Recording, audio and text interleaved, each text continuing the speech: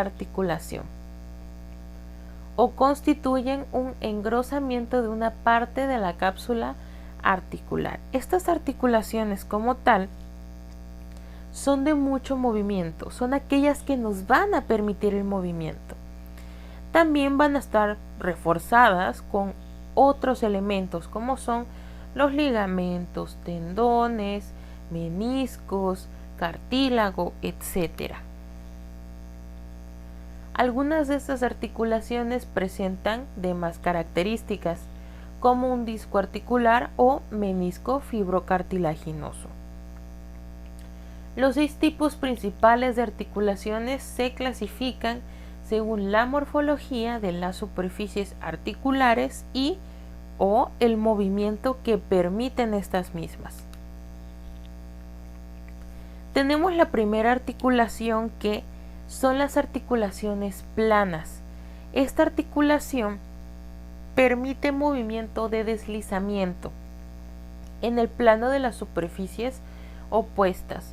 Un ejemplo de estas es la articulación acromoclavicular, porque esta articulación, que es la articulación como tal del hombro, o la que conecta del hombro, clavícula y omóplato, al menos el omóplato solamente pueden moverlo al momento que mueven el brazo.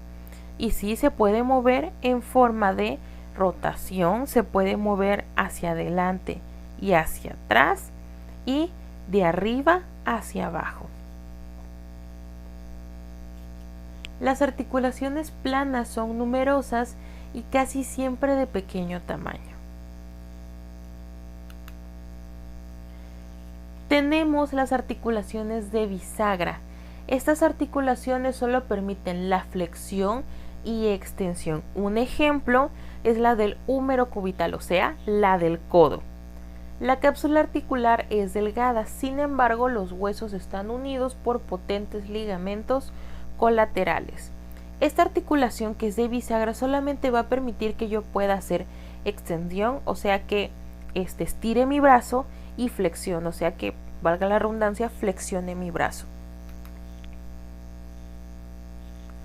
Tenemos la articulación de silla de montar. Esta articulación permite la abducción y aducción, así como la flexión y la extensión. Esta articulación son biaxiales, o sea que permiten movimientos en plano sagital, o sea de derecha a izquierda, y frontal de adelante y atrás. Un ejemplo de esta es la articulación del carpo metacarpiana en la base del primer dedo, o sea el pulgar. ¿Qué va a permitir como tal esta articulación? Va a permitir que yo pueda mover mi dedo en forma circular de adelante hacia atrás y de derecha a izquierda. Mientras que tenemos la elipsoidea.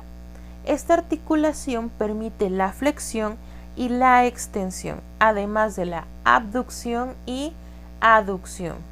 Por lo tanto, también son biaxiales. Las articulaciones metacarpofalingeas de los nudillos son articulaciones elipsoideas. Esta articulación va a permitir que yo pueda levantar mi dedo hacia arriba, hacia abajo y de derecha a izquierda.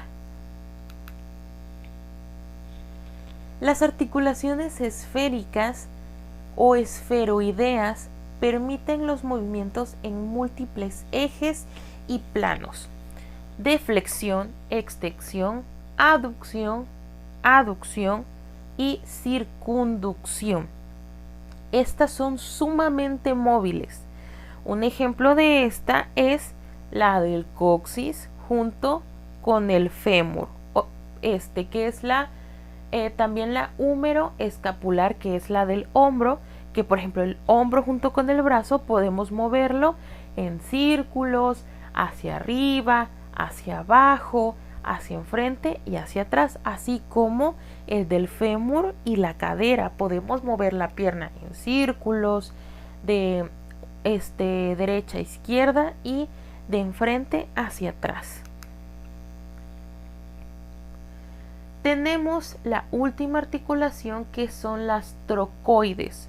Un ejemplo de esta es la articulación del atlas y axis. Estos dos huesitos el atlas es el huesito que va a unir el cráneo junto con la espina o con la columna vertebral, y el axis es el primer huesito de la columna vertebral, y este es el que conecta el cuello.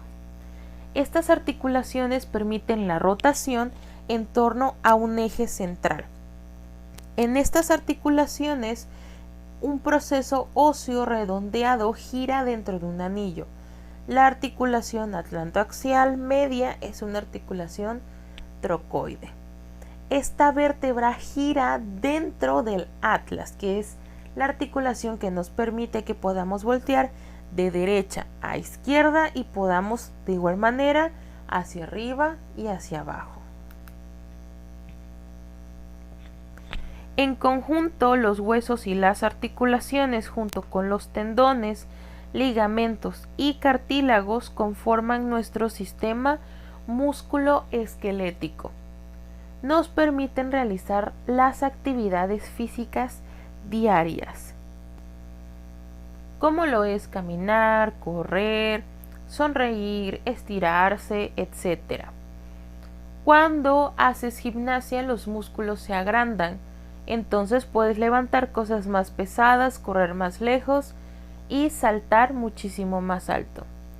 Cuando sonríen, se mueven 17 músculos de la cara, y cuando se hacen morisquetas o gestos, se mueven alrededor de 50 músculos. Los huesos que conforman el esqueleto humano están organizados en dos grupos.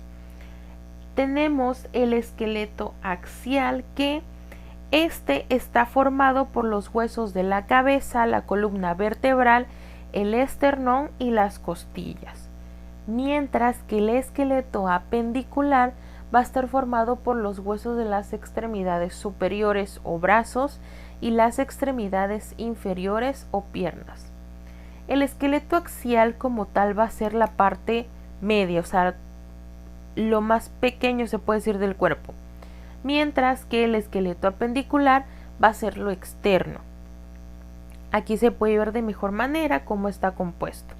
Tenemos la estructura ósea de la cabeza, el esqueleto laríngeo, columna vertebral y la caja torácica. Se dan cuenta que es la parte central del cuerpo, mientras que el esqueleto apendicular va a estar compuesto por la cintura escapular, miembros superiores, cintura pelviana y miembros inferiores. Los huesos del cráneo, el cráneo como tal está formado principalmente por 8 huesos, que estos son frontal, que está ubicado en la frente, el parietal, que conforma la bóveda craneana, que el parietal es el huesito o el hueso que va a seguir después del frontal. Si ustedes se ponen una diadema, de donde les queda la diadema, que queda a la mitad de la cabeza, hacia atrás antes de llegar a la nuca, o sea, la mitad de la oreja, ese es el tamaño de los parietales. Los temporales es del tamaño de la palma de su mano, ubicando la mitad de la palma en su oído. Todo esa parte es el hueso temporal. El occipital se ubica en la primera vértebra o el atlas, que es lo que comúnmente le conocemos como nuca.